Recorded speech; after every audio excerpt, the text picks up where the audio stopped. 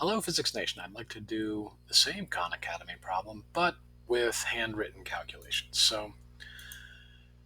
This is the elevator problem I just did. Well, I call it an elevator problem because that's the easiest way for me to think about, hang on, the net force being positive 40 newtons and then negative 20 newtons. So in an elevator, the cable pulls up and gravity pulls down. So for some reason, the net force is positive. That is, the tension is greater than gravity for 2 meters of displacement. And then the weight is greater than the tension for the remaining, whatever, for 5 meters of displacement. I actually got a little sloppy. I messed up my y-intercept in my handwritten calculation, and I, didn't pay attention to the region they were interested in. They want 0 to 5 meters. Anyway, I was too lazy to do a second copy, so there you go. The y-intercept is supposed to be 40 newtons right here, and the region we were supposed to stop at was 5, not 6. So anyway, let's talk about this free body diagram right here. We're going to think about how forces influence motion, and forces can actually influence the energy of a system as well. External forces can do work on a system.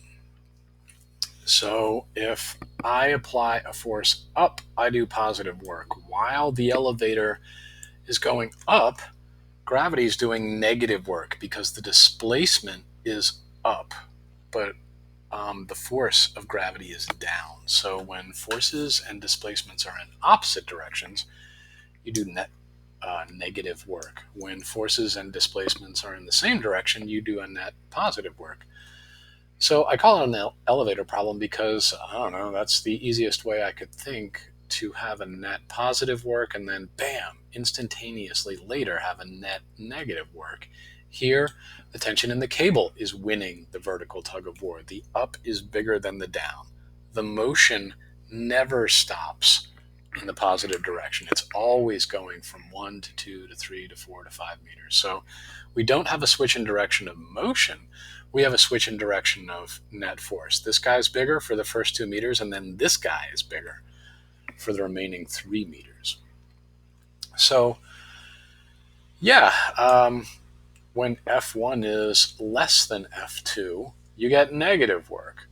When F1 is greater than F2, you get positive work. So, the math is pretty simple.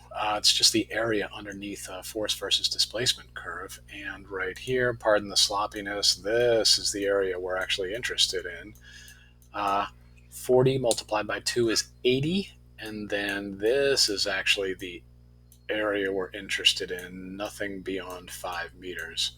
So here we have 3 meters of displacement, 5 minus 2 multiplied by negative 20 newtons.